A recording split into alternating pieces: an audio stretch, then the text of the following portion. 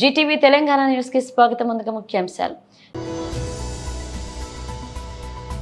మరాఠీ భాష కార్యక్రమంలో పాల్గొన్న ప్రధానమంత్రి నరేంద్ర మోదీ.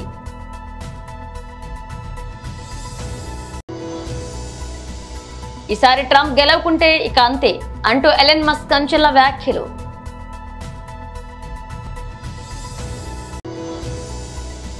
వ్యక్తిగత స్వార్థం వదిలి ప్రజాహితం వైపు పనిచేయండి, సీఎం నారా చంద్రబాబు నాయుడు. కడుపు నొప్పితో ఆసుపత్రికి వెళ్లిన మహిళ, ఆమె పొట్టలోంచి 2 కేజీల తల వెంట్రుకలు తీసిన వైద్యులు. మరాఠీ భాష కార్యక్రమంలో పాల్గొన్న ప్రధానమంత్రి నరేంద్ర మోదీ. मंगल प्रभात लोढ़ा जी, बीजेपी मुंबई के अध्यक्ष भाई आशीष जी, अन्य महानुभाव भाइयों और बहनों, अगदी सुरुवाती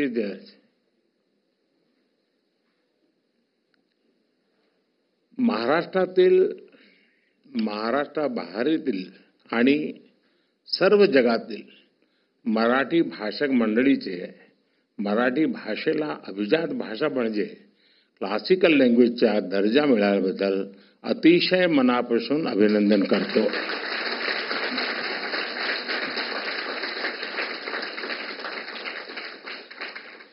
केंद्र सरकार द्वारा मराठी भाषा को अभिजात भाषा का दर्जा दिया गया है. आज मराठी भाषा के इतिहास का स्वर्णिम अवसर है और मोदी जी ने बहुत बढ़िया तरीके से इसको समेकअप किया. इस निर्णय का, इस पल का महाराष्ट्र के लोगों को, मराठी बोलने वाले हर व्यक्ति को दशकों से इंतजार था. मुझे खुशी है कि महाराष्ट्र का ये सपना पूरा करने में कुछ करने का सौभाग्य मुझे मिला. आज खुशी के इस पल को साझा करने के लिए मैं आप सबके बीच हूं. मराठी के साथ बंगाली, पाली, प्राकृत और असमिया भाषाओं को भी क्लासिकल लैंग्वेज का दर्जा दिया गया है. मैं इन भाषाओं से जुड़े लोगों को भी बधाई देता हूं. साथियों, मराठी भाषा का इतिहास बहुत समृद्ध रहा है. इस भाषा से ज्ञान की जो धाराएं निकली, उन्होंने कई पीढ़ियों का मार्गदर्शन किया है और वो आज भी हमें रास्ता दिखाती है. इसी भाषा से संत ज्ञानेश्वर ने वेदांत चर्चा से जन जन को जोड़ा. ज्ञानेश्वरी ने गीता के ज्ञान से भारत की आध्यात्मिक प्रज्ञा को पुनर्जागृत किया. इसी भाषा से संत नामदेव ने भक्ति मार्ग की चेतना को मजबूत किया.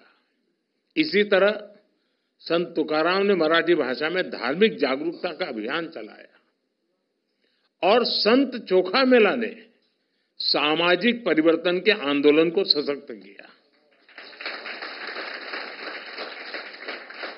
आज महाराष्ट्र आणि मराठी धर्म वाढविण्या थोर संतान मी साष्टांग दंडवत करतो. मराठी भाषेला हा दर्जा संपूर्ण देशाने छत्रपती शिवाजी महाराज यांना त्यांच्या राज्याभिषेकाच्या 350व्या वर्षात केलेला मानाचा मुजरा आहे.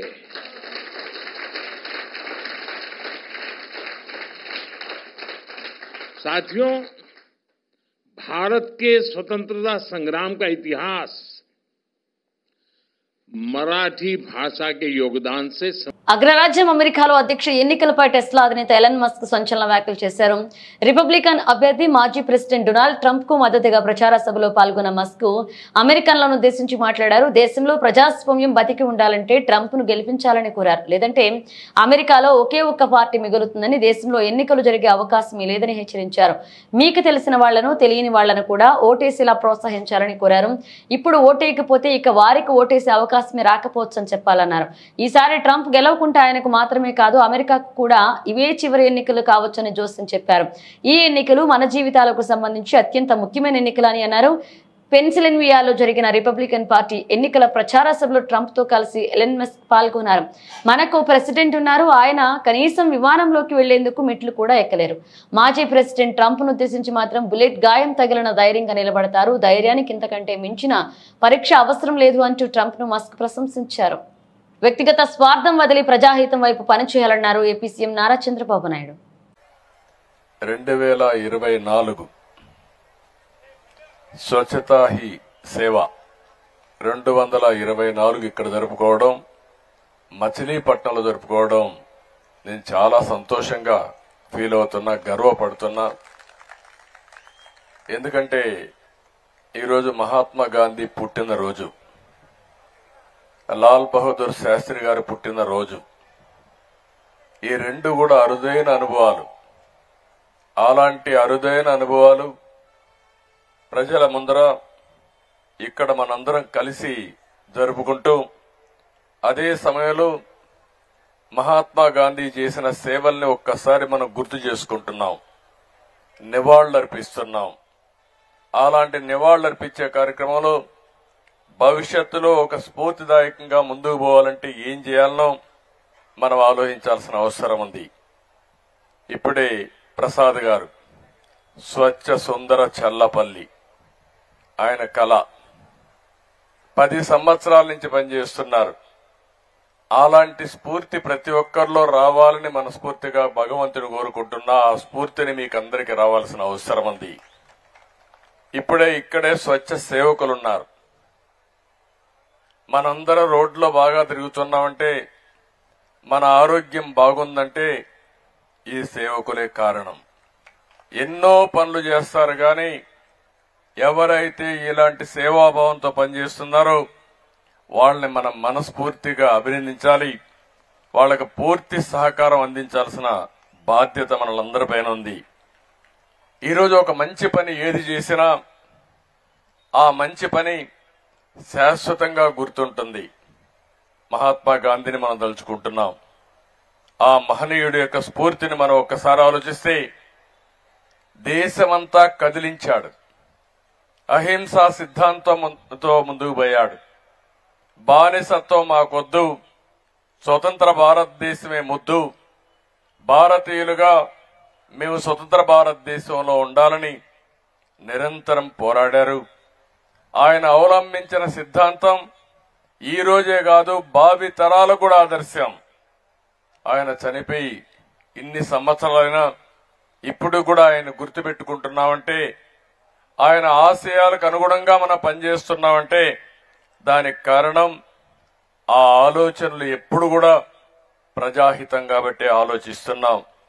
అలాంటి మహనీయుడిని మనం ఒకసారి ఆలోచిస్తే, 1869 పోర్బందర్లో ఇదే రోజున జన్మించడం, అదే మరిగా ఒక పక్క స్వాతంత్రం కోసం పోరాడమే కాకుండా ఇంకొక పక్కన ఎక్కడెక్కడ స్వచ్ఛత కార్యక్రమాన్ని ఆయన చేపట్టి ప్రజా చైతన్యం తీసుకొచ్చాడు. 1919లో మొట్టమొదటిసారిగా ఈ జిల్లాకు వచ్చాడు. ఏదైతే సత్యాగ్రహ సభలో పాల్గొన్నాడు. 1921లో మళ్లీ అఖిల భారత కాంగ్రెస్ మహాసభల్లో ఇక్కడ పుట్టిన వ్యక్తి పింగళ వెంకయ్య జాతీయ జెండా ఆయనకు అప్పచెప్పాడంటే అది గడ్డ మహిమ అని చెప్పి కూడా నేను మీకు తెలియజేస్తున్నా. స్వాతంత్ర ఉద్యమంలో ముందున్నారు, స్వాతంత్ర పోరాటంలో ముందున్నారు. అదే ఈరోజు మువ్వెన్నెల జెండా రెపరెపలాడుతుంది. ప్రతి ఒక్క భారతీయుడు ప్రపంచం అంతా కూడా గర్వంగా నేను భారతీయుడిని చెప్పుకునే శక్తినిచ్చింది ఈ పింగళి వెంకయ్య ఈ గడ్డ వాసి అని చెప్పి మరొకసారి మీ అందరికీ విజ్ఞప్తి చేస్తున్నా. స్వర్గీయ మాజీ కేంద్ర మంత్రి పెద్దపల్లి మాజీ పార్లమెంట్ సభ్యులు గడ్డం వెంకటస్వామి 95వ జయంతిని పురస్కరించుకుని గోదావరికని నగర కాంగ్రెస్ అధ్యక్షుడు బొంతల రాజేష్ ఆధ్వర్యంలో స్థానిక జీఎం కాలనీ మూలమల్పు వద్ద గల కాకా విగ్రహానికి స్థానిక నాయకులతో కలిసి పూలమాలలు వేసి ఘనంగా నివాళులర్పించారు. రామగుండం శాసనసభ్యులు మకన్ సింగ్ రాజ్టాగ్ అనంతరం కాంగ్రెస్ పార్టీ సీనియర్ నాయకులు పి మల్లికార్జున ఆధ్వర్యంలో చౌరస్తాలో జరిగిన అన్నదాన కార్యక్రమానికి ముఖ్య అతిథులుగా చేసి భోజనాలను వడ్డించారు. ఈ కార్యక్రమంలో కాంగ్రెస్ పార్టీ సీనియర్ నాయకులు, కార్పొరేటర్లు, మాజీ కార్పొరేటర్లు, వివిధ విభాగాల అధ్యక్షులు, పెద్దపల్లి జిల్లా సోషల్ మీడియా కోఆర్డినేటర్, నియోజకవర్గ సోషల్ మీడియా కోఆర్డినేటర్ పాల్గొన్నారు.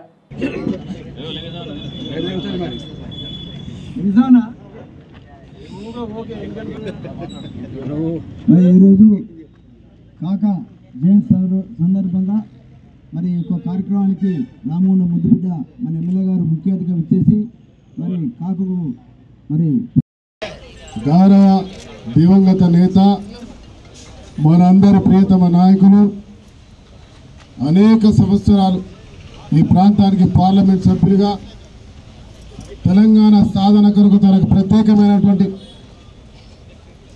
శ్రద్ధను చూపి 1969లో దానికంటే ముందు అనేక ఉద్యమాల్లో పాల్గొని రాజకీయాల్లోకి వచ్చి ఈ ప్రాంతం నుంచి పార్లమెంట్ సభ్యులుగా, కేంద్ర మంత్రిగా ఈ రాష్ట్ర రాజకీయాల్లో, దేశ రాజకీయాల్లో అనేక మార్పులు తీసుకొచ్చి ఇలా కార్మిక మంత్రిగా భారతదేశంలో చరిత్రాత్మకంగా నిలిపించుకున్నటువంటి చరిత్ర గౌరవ శ్రీ వెంకటస్వామి కాకా గారు.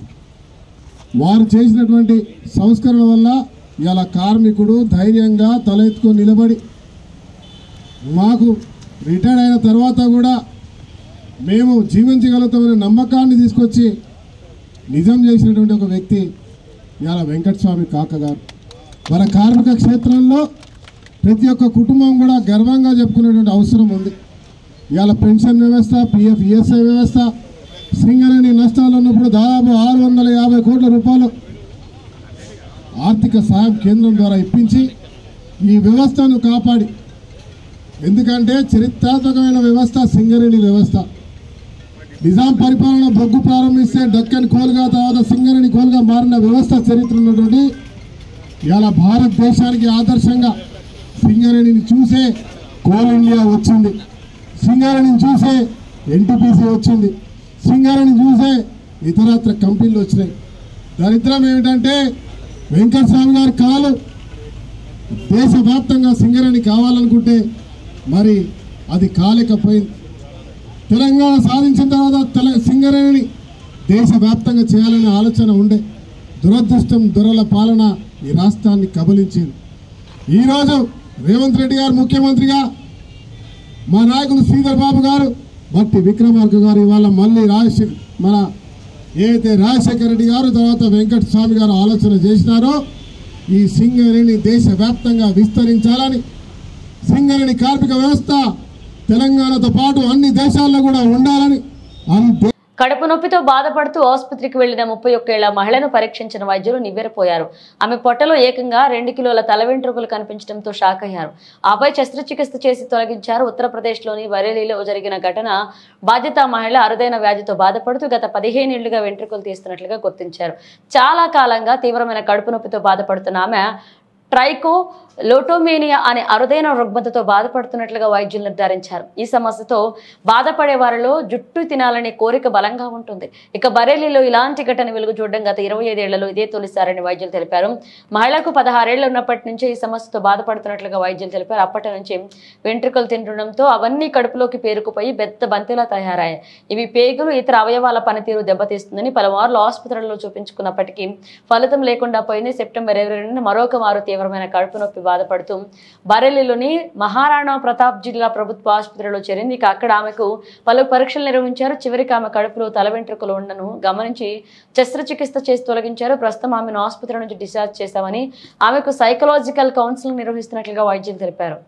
తిరుపతి విమానాశ్రయానికి గుర్తెలిని అదగంతకుడు బెదిరింపి లేఖ రాశారు. సిఐఎస్ఎఫ్ అధికారి వెబ్సైట్ అందిన ఈ లేఖను గోప్యంగా ఉంచి అధికారులకు ఏర్పేడు పోలీసులకు సమాచారం అందించారు.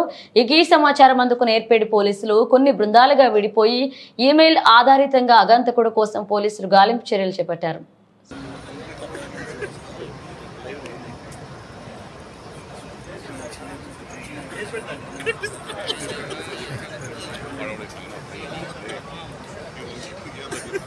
అన్న భోజనం తినేసి ఉంటే ఈయన తీసుకోవడం నేనే దేవుడు నేను తప్పు చేయను. 6 గంటలు 5 కిలోమీటర్ల వరకు కొమరాడ మండల కేంద్రానికి అతి సమీపంలో పెద్ద గొయ్యిలో ఇసుక లారీ దిగిపోవడంతో వారికి ట్రాఫిక్ జామ్ ఏర్పడింది. ఎంత ఘోరం, ఎంత అన్యాయం! ఒక్క రోజు కాదు, 2 రోజులు కాదు, 3.5 సంవత్సరాల కాలంగా ఇదే నరకయాతన. గత కలెక్టర్ నిధులు తెస్తామని చెప్పి ఎన్నిసార్లు గ్రీవెన్స్లు చెప్పినప్పటికీ పట్టించుకునే పరిస్థితి. కొత్తగా వచ్చిన కలెక్టర్ పార్వతీపురం మన్యం జిల్లాకు సంబంధించి 11.75 కోట్లు విడుదలయ్యాయని చెప్పినప్పటికీ నిధులు విడుదల కాని పరిస్థితి ఏర్పడింది. ఇక అమరావతి నుండి ఆ నిధులు నడుచుకుని వస్తున్నాయంటూ ప్రశ్నిస్తున్నామన్నారు. ఆదివారం ఉదయం 4 గంటల నుండి 10 గంటల వరకు భారీ బంద్ ఏర్పాటు చేశారు. ఇక 10 గంటల ప్రాంతంలో కోమరాడ పోలీస్ సిబ్బంది సహకారం ఇసుక లారీని తీయడంతో కొంచెం ట్రాఫిక్ అంతరాయం కలిగింది. ఇక అంతరాష్ట్ర రహదారిపైన ఈ గోతులో గడిచిన 4 నెలలుగా 20 సార్లు గంటల కొలది ట్రాఫిక్ అయ్యే గొయ్యి ఇది. గత వైఎస్ఆర్ ప్రభుత్వంలో 3.5 సంవత్సరాల కాలంగా నిర్లక్ష్యంగా వ్యవహరించడంతోనే ఈ పరిస్థితి కారణం. ఇదండి కొమరాడ మండల కేంద్రానికి అతి సమీపంలో ఇదండి ఈ రహదారి. ఇప్పటికే 20 సార్లు అండి ఇక్కడ లారీలన్నీ తీపోయి ట్రాఫిక్ అయిపోయిన పరిస్థితి ఉంది. ఈరోజు ఉదయం రాత్రి 3:30 గంటల ప్రాంతంలో ఈ లారీ ఇక్కడ ఇదండి మొత్తం నీళ్ళిపోయి గుమ్ములు దిగి ఇప్పటికే ట్రాఫిక్ 2 కిలోమీటర్లు అయింది. ఇంకా పెరిగితే మరొక 5-6 కిలోమీటర్లు అయ్యే పరిస్థితి ఉంది. ఇదే గత 3.5 సంవత్సరాలకు ఇదే జరుగుతుంది. ఇంత జరుగుతున్న గత పాలకుల నిర్లక్ష్యం వల్ల ఇది జరిగింది. పోనీ కొత్తగా ఈ తెలుగుదేశం ప్రభుత్వం వచ్చిందంటే 100 రోజులు అయింది. నీళ్ళు కూడా ఇదిగో నిధులు వస్తాయి తప్ప ఒక్క మరమ్మతు కూడా చేయని పరిస్థితి ఉంది. ఇలాంటి సందర్భంలో ప్రతిరోజు అడుగడుకి ట్రాఫిక్ గంటకి ఇబ్బంది పడే పరిస్థితిలో ఈ రోజు అటు 3 రాత్రులకి వెళ్ళి వాహనదారులు చాలా ఇబ్బంది పడే పరిస్థితి ఉంది. కాబట్టి ఏదైతే మన ముఖ్యమంత్రి నారా చంద్రబాబు నాయుడు గారు అన్నారు 11.75 లక్షలు అంటే 11.75 లక్షలు విడుదల చేసామని మన కలెక్టర్ గారు కూడా పేపర్ ప్యాకెట్ నుంచి 20 రోజులు అవుతుంది. ఆ డబ్బులు ఎక్కడ ఉన్నాయి నడుచుకొని వస్తాయని చెప్పి తెలియదు. గతంలో కూడా కలెక్టర్ గారు ఇలాగానే విడుదల చేస్తామని ఏ డబ్బులు లేవు. ఈ విధంగా మోసం చేస్తున్నారు. ఈ రోజు వాహన డ్రైవర్లు 3 రాత్రులకి వెళ్ళి వాహన డ్రైవర్లు చాలా ఇబ్బంది పడుతున్నారు. ఏ రాత్రి ఎక్కడ ఉండిపోతున్నారు, ఏ ఎలా కూడా తెలియని పరిస్థితి ఉంది. నాకు ఇప్పటికైనా రోడ్ల భవన శాఖ అధికారులు ఏవైతే మన కలెక్టర్ గారు చెప్పారో 11.75 లక్షలు అన్నారు అవన్నీ కూడా విడుదల చేసి వెంటనే పార్వతీపురం నుండి పూలేరు వరకు వెళ్ళి 3 రాష్ట్రాల రహదారి మరమ్మతు పనులు చేపట్టి అటు వాహనదారులు ఇటు ప్రయాణికుల పనులు కాపాడాలని చెప్పి డిమాండ్ చేస్తున్నాం. ఈ నెల 25వ తారీఖు లోపుగా పనులు ప్రారంభించకపోతే పెద్ద ఎత్తున ఆందోళన చేస్తామని చెప్పి ఈ సందర్భంగా తెలియజేస్తున్నాం. ఇలాంటి కొమరాడ దగ్గర గుమ్ములు తీపింది కాబట్టి వెంటనే రోడ్ల పనుల శాఖ అధికారులు ఇప్పటికే ఈయన 4 మారారు. మారిన చుట్టల్లా ఇదిగా అంతే తప్ప బాగు చేయని పరిస్థితి ఉంది. కాబట్టి వెంటనే రోడ్ల పనుల శాఖ అధికారులు రావాలి. 11.70 లక్షలు విడుదల చేసి ఈ రోడ్డు మరమ్మతు పనులు చేపట్టాలని చెప్పి మేము సిపిఎం పార్టీ ఆధ్వర్యంలో డిమాండ్ చేస్తున్నాం.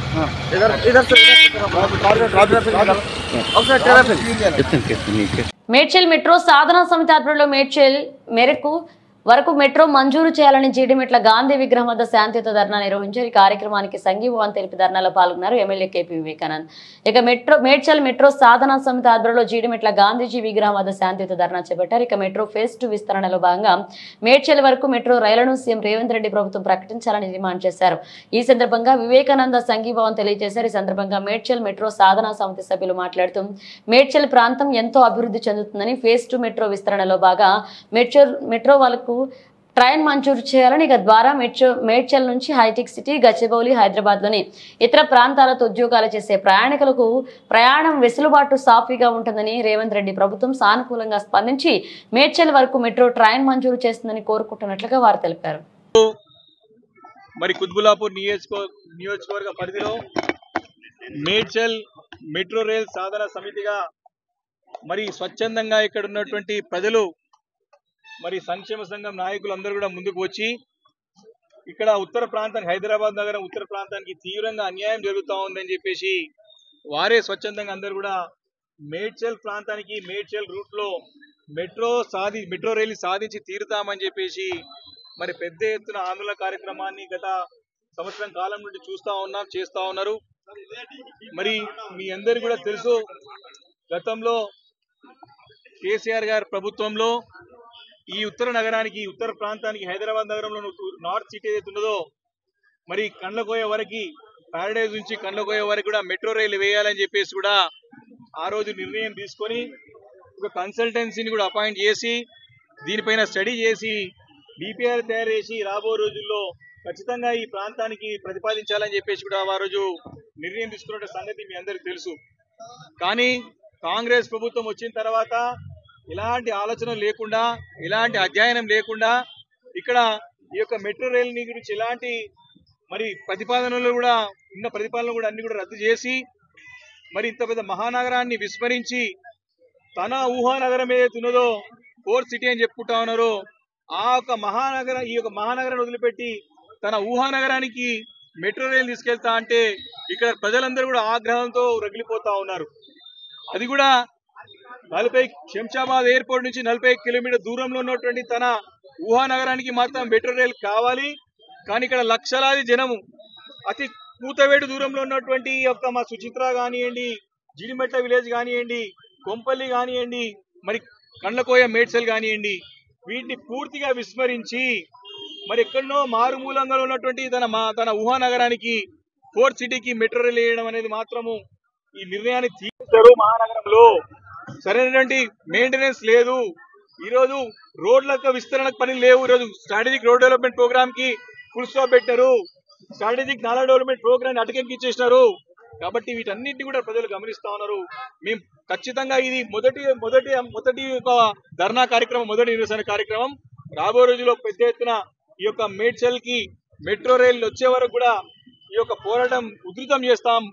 ప్రభుత్వం కళ్ళు తెరిచే వరకు కూడా, ముఖ్యమంత్రి కళ్ళు తెరిచే వరకు కూడా మా పోరాటం ఆపబోమని చెప్పేసి కూడా ఈ సందర్భంగా మనవి చేసుకుంటూ, మరి ముఖ్యంగా ఇక్కడ ప్రజలందరూ ఇక్కడ ఏవైతే స్థానికంగా ఉన్నటువంటి సాధన సమితి మెట్రో రైలు రావాలని చెప్పేసి కరాఖండిగా గత 8-9 నెలల నుంచి నిర్వివాదంగా పోరాటం చేస్తా ఉన్నారు, ఫైట్ చేస్తా ఉన్నారు. మాకు న్యాయమైన హక్కు ఖచ్చితంగా రావాలని చేస్తా ఉన్నారు. దాన్ని మనస్ఫూర్తిగా అభినందిస్తూ తప్పకుండా బీఆర్ఎస్ పార్టీ మీకు అండగా ఉంటది. పెద్ద ఎత్తున రేపు పొద్దున రాబోయే రోజుల్లో మేము కూడా సంవత్సరం టైం ఇవ్వాలి విపక్ష పార్టీ అని చెప్పేసి ప్రభుత్వానికి ఇచ్చినాం. కానీ ప్రభుత్వం అన్ని తప్పుడు నిర్ణయాలు తీసుకుంటా ఉన్నది మీరు చూస్తా ఉన్నారు. కాబట్టి భవిష్యత్తులో పోరాటం ఉధృతం చేస్తాం. తప్పకుండా పెద్ద ఎత్తున ఆందోళన కార్యక్రమాలు చేస్తాం. అసెంబ్లీలో కూడా ఈ యొక్క అంశాన్ని గతంలో లేవనెత్తాం. కానీ దీనికి సరైన సమాధానం ముఖ్యమంత్రి గారు రాలేదు. రాబోయే రోజుల్లో కూడా అసెంబ్లీ సమావేశాల్లో కానివ్వండి, అన్ని వేదికల పైన కానివ్వండి, తప్పకుండా ప్రజా గొంతుగా వినిపించి మేడ్చల్ కి మెట్రో రైలు వచ్చే వరకు కూడా మా పోరాటం కొనసాగుతుందని చెప్పి మనం చేస్తా ఉన్నాను. జై తెలంగాణ. బులెటిన్ ముగించే ముందు హెడ్లైన్స్ మరోసారి. మరాఠీ భాష కార్యక్రమంలో పాల్గొన్న ప్రధానమంత్రి నరేంద్ర మోదీ.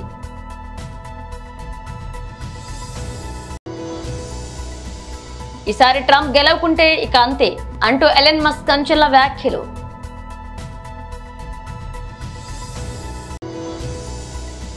వ్యక్తిగత స్వార్థం వదిలి ప్రజాహితం వైపు పనిచేయండి, సీఎం నారా చంద్రబాబు నాయుడు.